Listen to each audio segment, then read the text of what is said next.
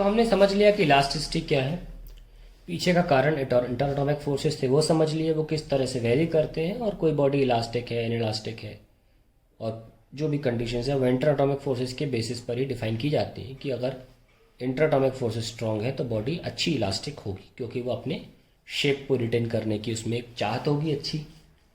No, अब there are different types of bodies, उनकी हम बात करने जा रहे हैं यहाँ पे। एक होती है body rigid body.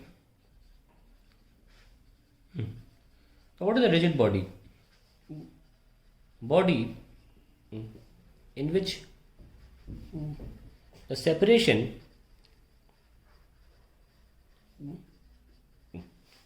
between the atoms, the molecules, does not change even on applying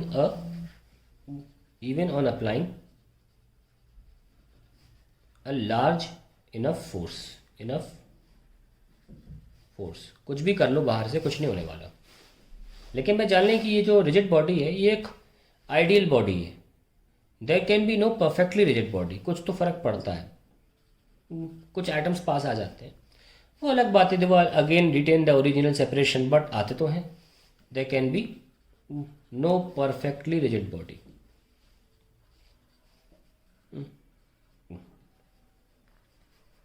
ठीक है, तो ये पहली तरह की बॉडी हमारे पास डिफाइन हो चुकी है। Then we have elastic body.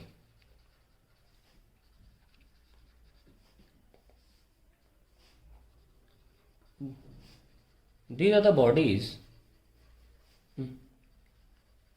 which when applied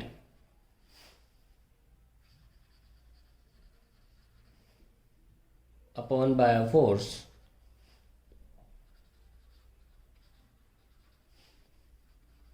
they undergo deformation। मतलब अपना शेप साइज बदल लेते हैं। undergo deformation, however regain their original shape and size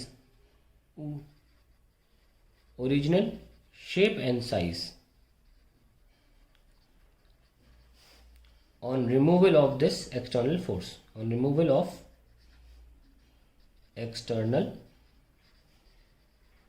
force, जैसे कि आप एक स्प्रिंग ले सकते हैं, आप इसको दबाते हैं तो क्या होता है, स्प्रिंग पहले भी पढ़ा चुका हूँ, अगर नहीं पढ़ा तो अभी देख लो। आई थिंक स्प्रिंग में पोटेंशियल एनर्जी तो पढ़ाया था हमने ना, जब कर्व बनवाए थे तो वर्क एनर्जी पावर में स्प्रिंग पर काम किया है।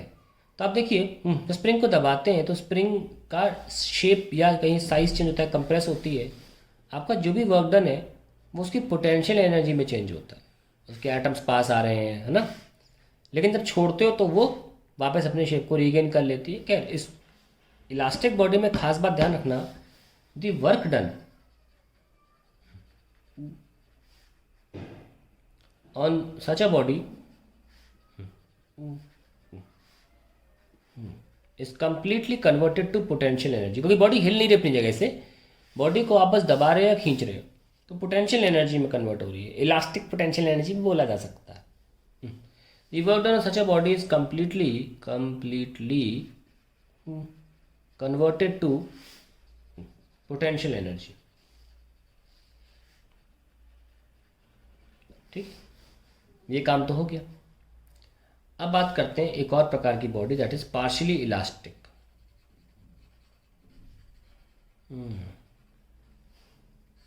पार्शियली इलास्टिक बॉडी जो होती है, इसमें क्या होता है, when applied by a force, अच्छी तरह लिख लेते हैं तमीज से, these are the bodies which when applied by a force, by an external force, undergo deformation,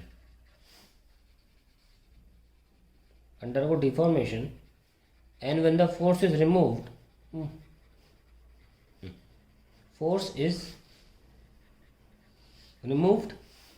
they do not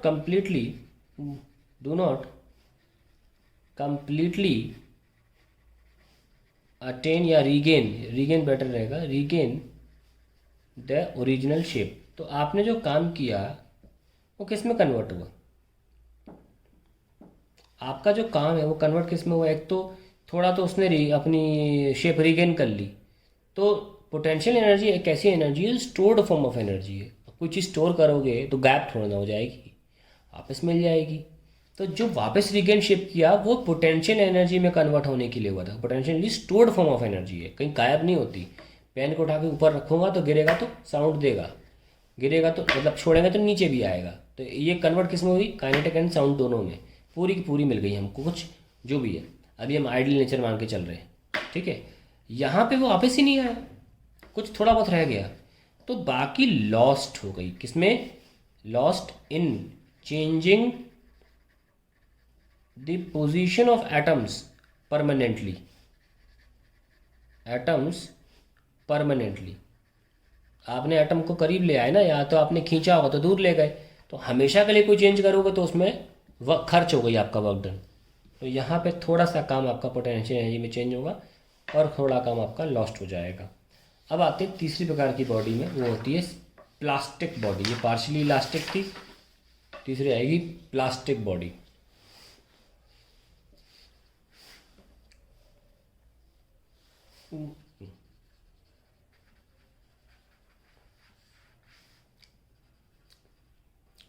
These are the bodies which, when applied by a force, by an external force, undergo permanent deformation. Undergo permanent deformation. Hence, on removal of force, they do not regain their shape and size. Their shape and size.